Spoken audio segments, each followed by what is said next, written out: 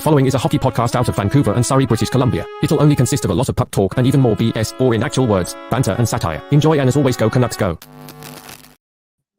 Hey, welcome to Locked On Canucks, brought to you by Elias Lindholm, I should say, getting it done for your Vancouver Canucks in a 3-2 Canucks win. We're going to talk about Lindholm and all the best and the rest on the other side here on Locked On Canucks. Your Locked On Canucks, your daily podcast on the Vancouver Canucks. Part of the Locked On Podcast Network, your team every day. Hey, the break is over, but guess what? Your Canucks, they still kick ass, baby. Welcome to another episode of Locked On Canucks. My name is Trevor Beggs, Canucks writer for Daily Hive Vancouver, and also your co-host here on Locked On Canucks. Before we dive into the episode, we got to thank you. Yeah, I'm talking to you for tuning into Locked On Canucks. It is your team every day, part of the Locked On Podcast Network. If you haven't done so already, make sure you subscribe or follow us for free on YouTube or wherever you listen to podcasts. I also got to let you know that today's episode is brought to you by Sleeper. Download that Sleeper app and use promo code LOCKEDONNHL to get up to a $100 match on your first deposit. Terms and conditions apply. See Sleeper's terms of use for details. Coming up on today's episode, it's the show that is Elias Lindholm's biggest fan. We'll talk about Lindholm, his debut, how he looked both on the power play, pretty good, and also with Elias Pettersson. And we'll also touch on some other great things from this contest, including that third line, man, getting things done for your Vancouver Canucks. Just a team full of freaking beauties right now. Speaking of beauties, let me introduce my co-host, Flex Bowen. What's going on, buddy? I already went to the gym, all right? I already did that. I'm feeling great, man. Kyle Bowen, Trevor Beggs, and the people. Yes, most importantly, the people here on Locked On Canucks. Shout out to Locked On, the Podcast Network, and the Don't Dose Art Lab for making this possible. We're not here without that West Coast bias. And, bro, we don't even need it, bro. We don't even need it. Yes, that third period was a bit hectic. We played a great team, a fast team, a quick team, a team that's actually playing elite again. One of the favorites to win the cup as well. Those things are going to happen, but that's why you pay Demko. Nonetheless, I felt as if the Canucks, for their first game after the All-Star game, played pretty damn good. For real. Oh, and we've seen this time and time again with this team. Like, even going back to their last game against Columbus, yeah, that period was scoreless through one, but they dominated Columbus in the first period. And obviously went down 4-1, comeback win. But it was the same kind of story in this contest, right? Like, Canucks are out shooting Carolina, 11-4 in the early going. Yes. Against, again, the most possession dominant team in the NHL. Guess what? Maybe there's a new most possession dominant team in the NHL, and that might be your Vancouver Canucks. Man, I think one of the big takeaways for me from that first period, aside from Lindholm, of course, scoring against his old team, was the third line. Man, Thank you. it's like, Thank you. that third line gets to play against, I guess the team's bottom pairing, right? Because if you're a coach or you're a matchup coach at home facing the Canucks on the road, you probably want your top two pairs going against, the Pettersson line and the Miller line. So that frees up that Blueger, Garland, Joshua line to go against the bottom pairing on the other team. And, the Carolina Hurricanes don't have a bad bottom pairing on paper, Dmitry Orlov and former Canuck Jalen Chatfield. But man, like Dmitry Orlov, I felt like every time he was on the ice in the first couple of periods was hemmed in his own zone. And, he had a shift there for like 2.5 minutes in the second period. But Kyle, is that third line, are they worth like, $30 million or what? Dude, they're worth full value. They're worth all the appreciation. They're worth the minutes, being played. I mean, the Canucks can roll 3 lines. They have to roll 3 lines, okay? And that's saying a lot considering there's 4 All-Stars in their first 2 lines. But again, they have to run 3 lines because their best line 5 on 5, has been that Garland, Joshua, and Blueger line. And you would think that this was the time for them to take a little break / have their foot less on the gas pedal, because you're talking about a 10-game break, right? You're talking about already excellence being produced at that position of your lineup. You think that it was going to slow down eventually, but I'm starting to think that this is going to be the recipe for those guys the whole way through, okay? Blueger, Joshua, and Garland, the chemistry's there. Blueger, Joshua, they got a lot to play for. A lot to play for. They got new contracts on the line. You get what I'm saying? And again, those are big reasons why I think they're going to push all their chips in even more with this third with this team than we've already seen with Lindholm. Straight up, because they may have one of the best third lines in hockey. And when you have one of the best third lines in hockey, what happens? What happens? You go deep in the playoffs. You have a chance to win the Stanley Cup. This Bluger line was unbelievable today. And that's, again, saying a lot considering the guy that we just traded for. We just made the biggest trade of the NHL season. This guy scored a goal in his debut, and we're dedicating the first 4 minutes to third liners. This is what happens because you and I, we're third liners, bro. We're third liners. Doing the nitty gritty, okay? Straight up, dude. I'm not sure if Trevor's lagging over there. You got to, okay, you know what? Let's kick it back. Kick it back. Keep it regular here, okay?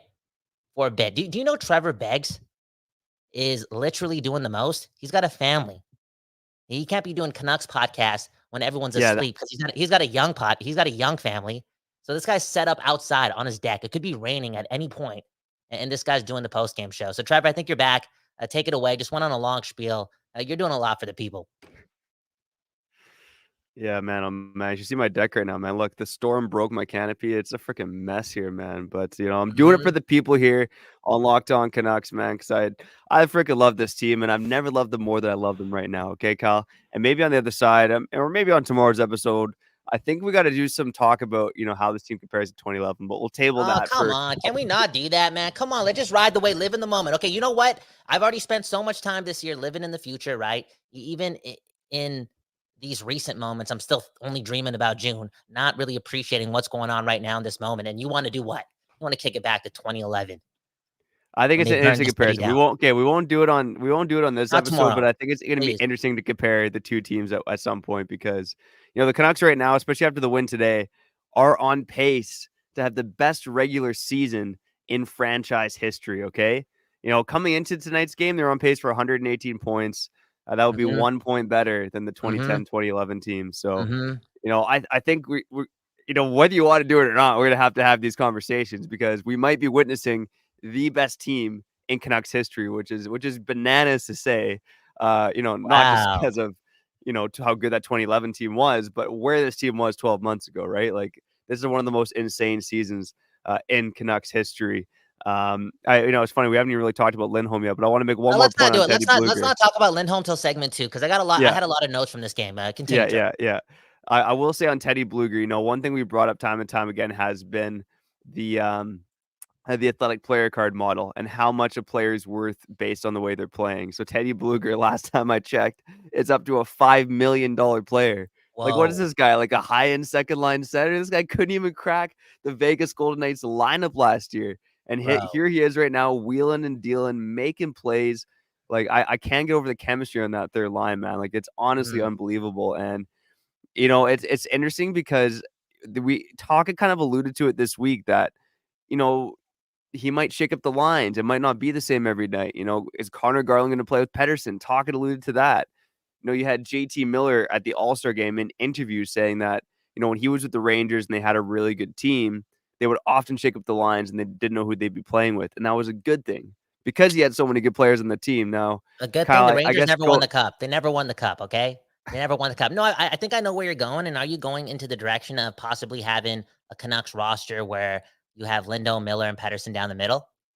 I wasn't necessarily going that way, but I was really just gonna ask you how much, if the Canucks are winning hockey games, they're not going to win every game from here on out, but if the Canucks are playing well and winning hockey games, do you want to see some shakeups with the lines, just for the sake of keeping things fresh, or do you just want to keep riding it out until there's a loss or something along the lines? Ride it out because you just traded for Elias Lindholm. Did I say that right? Yeah, you just traded for that guy, okay? And you need him and Pettersson or him and Miller, who whatever the mix-up is for those sets of players, right? You need a long runway to get that chemistry going, and you also can't even come close to breaking up that third line. It's the most important line for the Vancouver Canucks based on the fact that they've actually dominated 90% of the time they've been on the ice since being put together post Pius Suter's injury. And I don't even think I'm exaggerating, man. And if I am exaggerating, they're actually hitting at 85% of their time spent on ice in the offensive zone. It's brilliance. And you got to remember, Connor Garland, when he's on, he's a really good player. A really, really good player across the league, not just on a third line. The Canucks are stacked.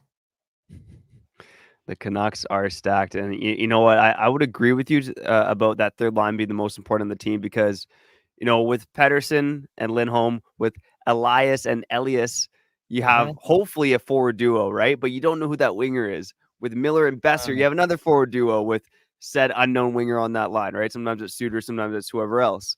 But Yeah, that third line has been a goddamn staple for half the season now, right? yeah, it So, has. But I mean, that line is not going anywhere. I do want to say this. I do want to say this. Okay, Ilya Mikheyev definitely watched our episode yesterday because he looked like the fastest Canuck. And, Yes. you paid for that guy not to just be the fastest player in the league, but not, no, I mean, that's what you're trying to do. Not just you don't want Mikheyev just because he's the fastest player on your team. You want this guy to be one of the fastest players in the league.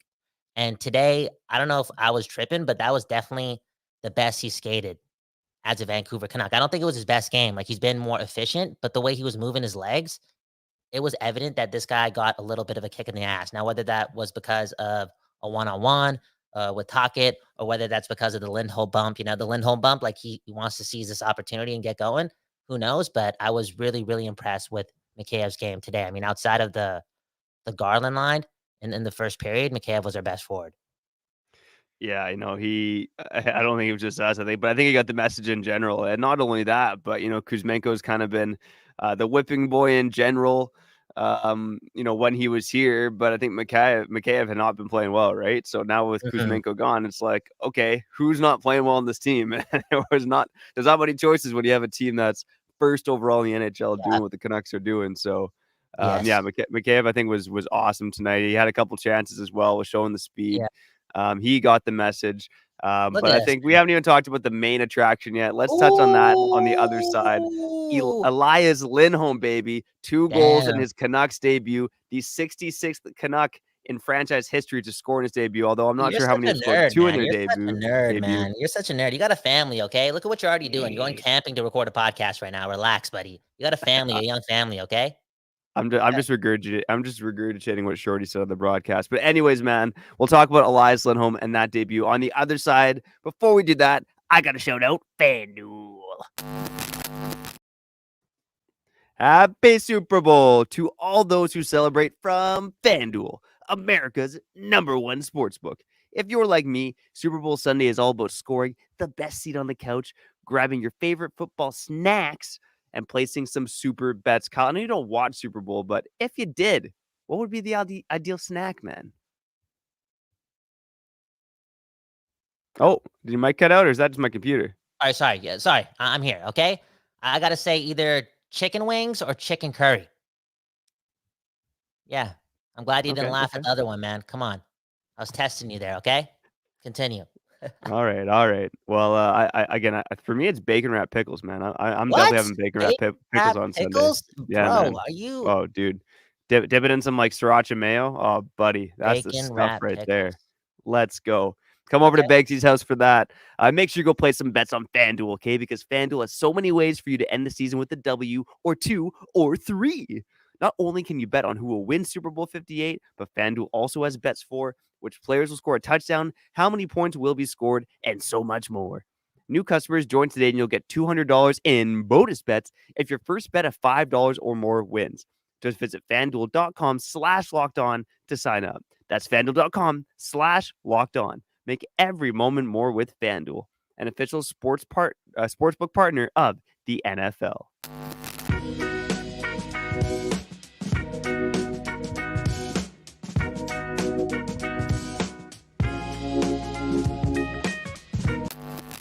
Okay, we back.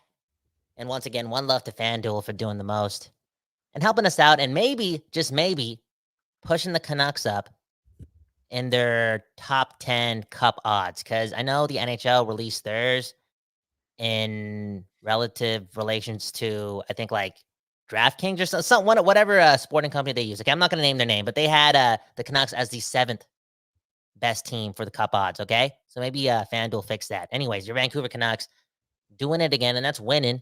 And this time doing so against a really good Carolina Hurricanes team. It was pretty clear that Carolina wasn't playing at the top of the game early on in their season. But I think in their last like 20 games, they must have like 14 wins. They're playing quick. We saw it in the third period. They dominated. I don't even think the Vancouver Canucks had one shot No, straight up. I don't even know the stats. Like maybe we had 1 or 2 for real. Yet there we were with the W. And I know we're going to talk about Lindholm. Everyone's waiting for us to talk about Elias Lindholm, okay? But I got to say 2 things, and they're connected, okay? This is why we're dominant too, okay? We got Thatcher Demko. I think 2 goals on 12 shots, 2 goals on 13 shots going into the third period. There's been a lot of occasions where Thatcher Demko is just bored out there because the Canucks are dominating / not really giving him a lot of work. But there he was in the third period being one of the best players in hockey. And when Thatcher Demko is on and when you need him, he can do that. I said I was going to mention 2 things. The second thing is I can't wait for this Boston game, okay? Again, we got to talk about Lindholm. We got to talk about his performance today. But Boston's up next. I think the Canucks played well today. There was a part of me that was going to be a little scared of this outcome because of some sort of all-star hangover / a new weight of expectations on this team. Provides a different environment overall. But I don't know. I think we're watching a professional, like a real professional elite hockey team do business day in and day out. And that game against Boston is going to be good. Beggsy, Lindholm, talk about it. It's funny. I don't know if the Carolina Hurricanes knew how to defend Lindholm on the power play because they'd never seen it before. But how is this guy like not getting impeded in front of the net? Like he almost felt like he was on an island by himself on both goals, just tipping in shots from Quinn Hughes, So, I mean, overall, like impressive debut, right? We talked about the Canucks getting spanked in the third period. I think that was partly situational, right? They had that 1-goal lead. They started tightening things up. They weren't pressing too hard. But overall, I thought that line with Pettersson, Mikheyev, and Lindholm looked good at even strength.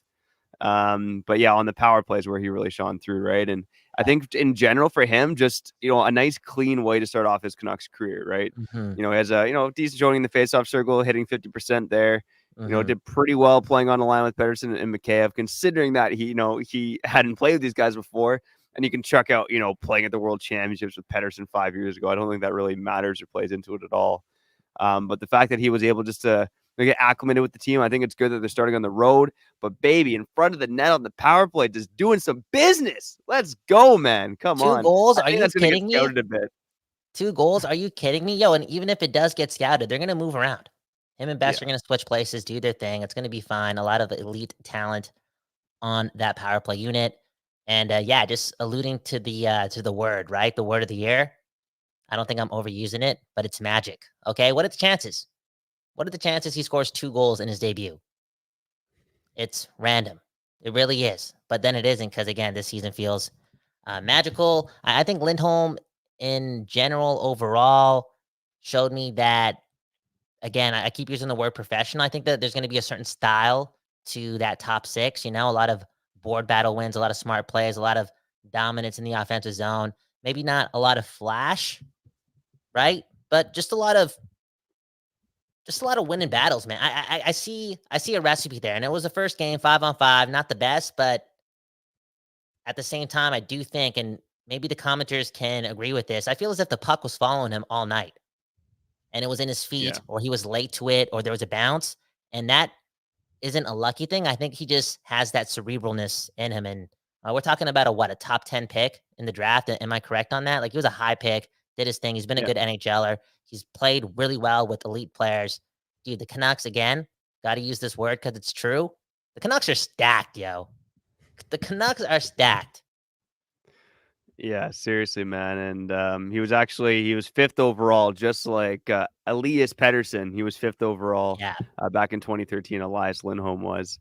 And, right off the bat, Rick Tocchet's throwing him out in late game situations. Like, you saw him out there at the end of the game. I mean, the last 5 skaters on the ice for the Canucks there were Pettersson, Lindholm, Miller, Zadorov, and Myers. So, honestly, I don't even care about those 5 skaters that were on the ice. The Canucks got owned in the last 5 minutes. One left to Thatcher Demko. That was because he was so calm there, You know what I'm saying? The Canucks were scrambling. A couple cracks at the empty netter, blah, blah. The Canucks were scrambling there, man. I love Thatcher Demko, man. We're lucky, man. And that was the difference in this game too, right? Yeah, like I even thought coming in, I like the Canucks' chances coming in. As a road team coming off the All-Star break, the big break, it's hard to know what's going to happen. But I just look at those Hurricanes, and it's like, they're possession kings, and they got a great hockey team, but you're not going to go anywhere if you don't have the goaltending, right? Dude. And the Hurricanes, I mean, bless their hearts, got to the conference final last year. Didn't win a game, but they got to the conference finals. I think Canuck fans would kill for that, right? Yeah. No, maybe you wouldn't. You're cup or bust now, but at the end of the day, it's just like Demko is this great equalizer, right? You got such good finishing talent. The defense looking solid. I will ask you though, like Tyler Myers and Zadorov out there at the end of the game, like maybe quickly before break, like what do you think of those two guys tonight? Dude, that's just Tocchet coaching, man. Like, you know how you talked about Tocchet possibly just hitting the blender because they have, so many points ahead of other teams. Like they can play whatever games they want. They can, you know what I'm saying? Like press other buttons.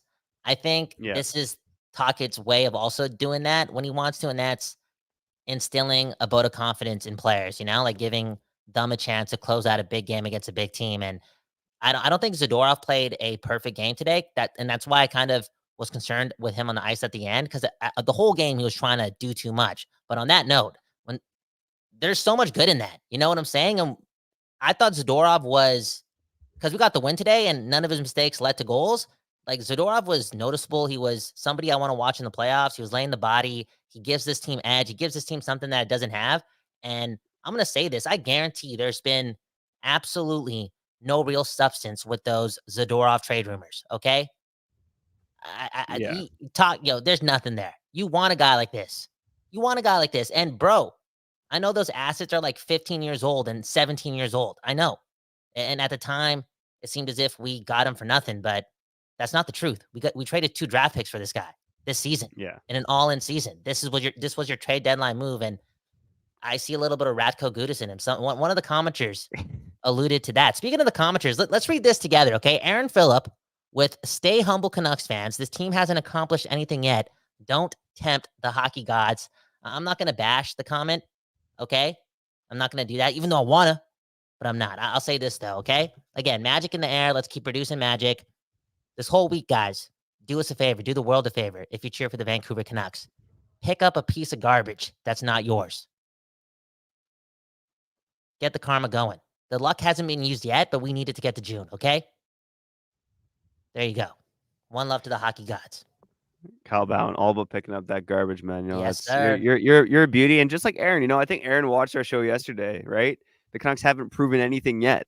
Mm-hmm. He's right. The Canucks haven't proven anything yet. They've proven that. I guess they're a really good regular season team right now, but all that matters is the playoffs, right? Like this has been an absolutely magical season, and I think it is important to kind of enjoy the ride, celebrate the wins along the way, but what really matters is what this team does in the playoffs. And man, oh man, I can't wait to get there. Kyle, you and I don't do a lot of post game shows, but here's what I'm thinking on the other side. Let's take a break because we got to shout out our sponsors. We love those. Okay. We love those guys. And let's each pick a beauty from tonight's game. Either who you thought was the best player or who did you love the most from tonight's game. We're going to pick the beauty of the game on the other side. Before we do that, I'm shouting out Sleeper. It's past the halfway point of the season, and Canucks fans, let's go! Canucks are kicking some you-know-what right now. And guess what? You could also kick some you-know-what by playing daily fantasy hockey on Sleeper, the official daily fantasy app of the Locked On NHL Network. Sleeper is my number one choice for daily fantasy sports and especially daily fantasy hockey. Let's go, baby. Because with Sleeper, you could win 100 times your cash in daily fantasy hockey contests. All you have to do is pick whether studs like Quinn Hughes, JT Miller, or Elias Lindholm will record more or less than their Sleeper projections for things like goals, assists, saves, plus, minus, and more in a given game. To win a 100 times bet on Sleeper, you need to correctly predict the outcome of 8-player stats. You heard me, Canucks fans. You can win 100 times your cash playing daily fantasy hockey with Sleeper. So start paying attention and nail your picks so you can start winning big. Use promo code LOCKEDONNHL and you'll get a $100 match on your first deposit. Terms and conditions apply. That's code LOCKEDONNHL. See Sleeper's terms of use for details and locational availability.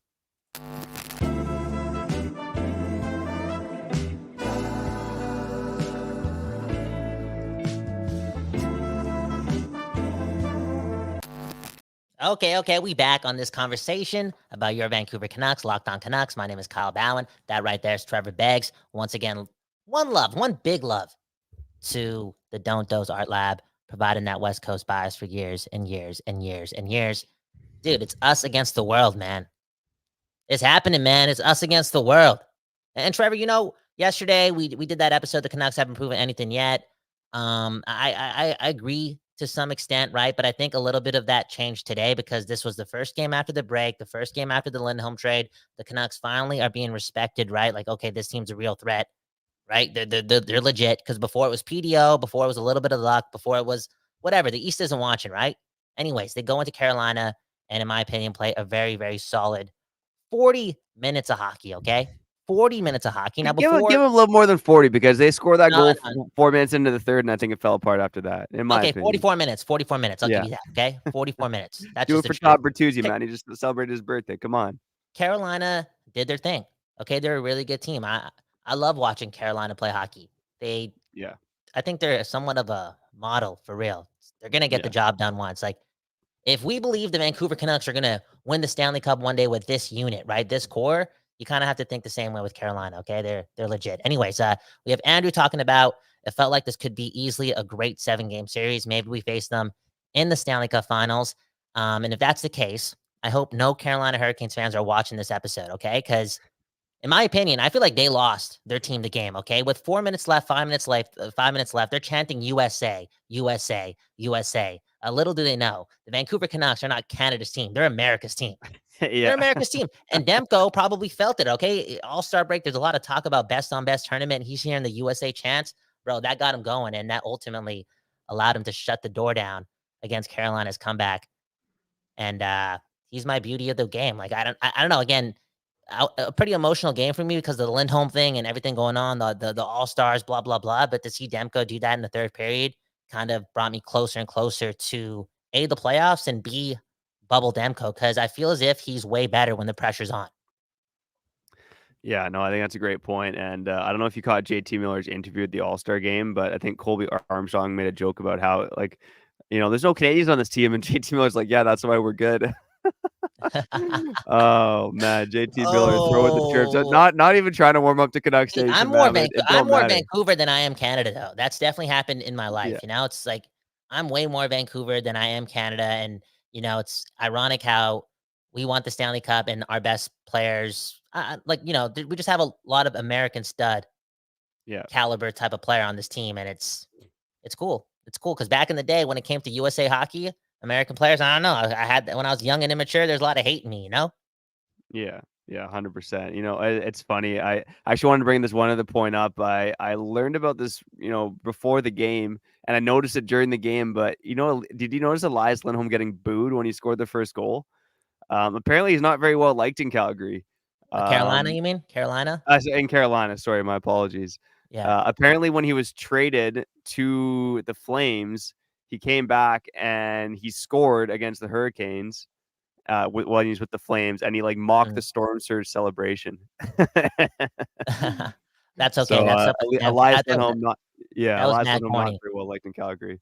My beauty of the game, man, oh man, this might be a boring pick, but I don't care, man. I love watching this guy, Quinn Hughes, just such an absolute stud out there. What the a way game. he threaded that puck from the point on Mhm. both Lindholm goals. With Hughes and Hronik on the ice, the Canucks were a positive possession team, around 60%, but he's just so quick at getting the puck out of his own end. Bro, So good in the offensive zone. I I shake my head when I watch Quinn Hughes play hockey, man. He's such an unbelievable player.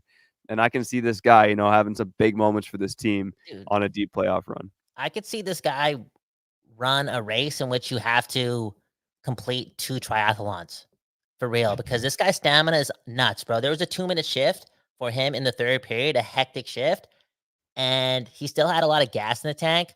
And you could see that in the effort he gave to get the puck out. And we're talking about this being a 2-minute plus shift against the Carolina Hurricanes. Okay, that team is full of tenacity. Okay, those are not easy minutes. And he did that all in one shift. And bro, when I see stuff like that, again, I've watched 49 of the 50 games this season. Back to being a full-time hockey lover. Back in the day, my bedroom painted in blue and green. I moved again. Okay, at the age of 20. My dad, for whatever reason, painted my bedroom again blue and green at 20 years old. Okay, addicted to the Vancouver Canucks. So I'm having a lot of flashbacks to my time watching hockey, and in this instance, some of the best players I've ever watched in the game. And when I see Quinn Hughes do things like that and the way he played today, he reminds me of Scott Niedermayer. Yeah. So good. but even better, an even better skater, to be honest, right? Like he's just Oh, a more compact, oh, better skating version of Scott Niedermayer, in my opinion. okay. Let's get to the comments before. Okay, well, that's crazy, man. That's great. Okay, Has because he's one of Niedermayer the ever won a Norris? I'm gonna look that up while you read some comments. dude. Oh, bro, Scott Niedermayer was one of the best to ever do it. Okay, for real. Anyways, let's read some of the comments. Okay, hats off to Juleson for saving a goal with a good block. Again, not the cleanest game from Juleson. I feel like again the third period, a lot of players are making mistakes, but Juleson, man, what an improvement. You can see it in the confidence. Again, this is a testament to the culture, to talk it, to being a Vancouver Canuck in general, but to play that way in the first game after the All-Star break, again, for Noah Juleson, I'm thinking to myself, bro, they're taking this ish seriously, game by game. Like, we can go ahead and talk about 2011 and then talk about June and talk about winning the Stanley Cup. These guys are locked into the moment and they're prepared and they're having fun playing hockey games. Noah Juleson doing his thing. And then we had Lefty talking about Nikita Zadorov. Had a few big hits tonight, but I definitely see him as the sixth D-man. Trevor, we talked about rolling three lines, right? You want to play. I have no problem saying this. 5-on-5, moving forward all the way to June. If Blueger's line is playing like this, I have no problem rolling three of those lines, 5-on-5, the same amount of time. Our top three lines. It's just the truth. But when it comes to the playoffs, I cannot wait because we've seen it from the likes of Drew Doughty and Duncan Keith and etc. Okay, in the past, like I can't wait for Quinn Hughes game in and game out to play 32 minutes a game, 33 minutes a game, 35 minutes a game. Watch out, NHL. And he can do it, that's for sure. And so Zadorov's minutes are going to get cut. Like it's all like him being the 60 man. I think we're going to survive. Well, and again, really curious. Again, appreciate the comment to all those all of you who leave comments on the show, whether it's live or after the fact on one of the platforms. I wonder where Zadorov fits when Susie comes back, right? Because I don't think the commenters far off, but Susie or Zadorov being the sixth best guy defensively, right? Juleson's been pretty damn good defensively. I think saying Zadorov 6 is actually not so much damning on his part, but an indictment to how good Juleson and Myers have been defensively. We know Cole, Hronek, and Hughes are the top three on this team defensively. But yeah, Myers' improvement has been pretty wild as well. So yeah, I wonder where Zadorov fits in this lineup when Susie comes back. But man, Zadorov is fun to watch. Like that hit on Chatfield tonight, like that gets you out of your seat, man. Let's go. There was this rush in the first period too. Like he's making things happen. I think it was like 4 minutes into the game, nothing was really happening. He's engaged, and do you want to see that from him all the time? I don't know, because he doesn't like making mistakes, but he just does. Okay, not everyone can pull off that type of material, shift in and shift out and not do that. Okay. But as a 16 man, and again, somebody that we traded assets for, I don't really want to see this guy leave. Yeah, for real. I think you're right, Kyle. I don't think this guy's getting traded. Exactly. I think that's mostly BS. Unless there's a mind blowing up and make me an offer I can't refuse. Exactly. I don't think it's happening. By the way, Scott Niedermayer did win one Norris in his career, the 2003 He's a BC bud too, man. He's a BC bud too, man. Don't forget your roots, man. I know we're a little American now. America. We from America, right? These are the America's Canucks. I know we embrace it a little bit, right? But bro, come on, man. Scott Niedermayer's a BC bud. Put some respect on his name, okay? Come on, man. I love Scott Niedermayer. I just couldn't remember if he won a Norris or not. So where's he from? Quinn Hughes will tie Scott Niedermayer in Norris's by the end of the season. So it's all good on that front. Is he gonna win the MVP though? For real? Like people got to start talking about that. I don't give a F, bro. Like I don't care about the points, blah blah blah. I wish I could swear here, but Quinn Hughes is definitely like the Hart Trophy favorite in my West Coast bias minds. Okay. Well, I want to get to Jay's comment before we go because I really actually have to go. Okay, Jay, again, polarizing fan, one of the best fans of Locked On Canucks. He gets it, man. He gets it. It's not about Trevor and I, okay? We may disagree. It's about the Canucks. You want to be here because it's about the Canucks, okay? It's about that West Coast bias. Jay being a goalie guy, I have to bring this up. 9 straight wins for Thatcher Demko. He tied Dan Cloutier for the team record, I believe. I think I heard Shorty say that. Can Thatcher Demko please beat that record? Please. 100%. Yeah, it's time. It's time, man. Come on, Dan Cloutier. Thanks for your service. It's time for Thatcher Demko to take the record. Yeah, 100%. Okay, that's another episode of Locked On Canucks gone just like that. Shout out to GV saying that Kyle Swag these days is simply off the charts. Dude, it's not about me. It's about Trevor Beggs, okay? Look at this performance. He's a daddy, bro. A young family man, and he's outside. It's February, and you're doing this pod. I really appreciate your effort on today's episode. One love to you, Begsy. Subscribe and like the video if I don't know, you liked the video. If you didn't like the video, it's all good. We are all Canucks. Begsy, sign us out. Hey, I don't know if GB was the same commenter who said that you can tell Kyle's single and you can tell Trevor's a dad. But anyways, we love each and every one of you for tuning in to Locked On Canucks. Whether you're an everydayer, an occasional listener, first-time listener, new subscriber, or also if you joined us here on the live show on YouTube, we appreciate each and every one of you, your families and your dogs too. One love to you. Go Canucks, go. On tomorrow's episode, one thing I do want to talk about is Steve Baines. When is he going to make his NHL debut? Surrey's finest, man. Surrey's finest. Let's go. The whole episode, and we did not even bring that up, bro. We are not doing any justice. It's a tomorrow. It's a tomorrow thing. I thought about it, but it's a tomorrow thing, right? This is we're doing more of a post game show. We'll talk about Steve tomorrow, and so much more regarding the best goddamn team in the NHL, your Vancouver Canucks. But for now, that guy's Kyle Bowen. I'm Trevor Beggs coming to you live from Surrey, and you've been listening to Locked On Canucks. We're doing a 40-minute episode on brown guys from Surrey tomorrow, okay? That's just the truth. Enjoy.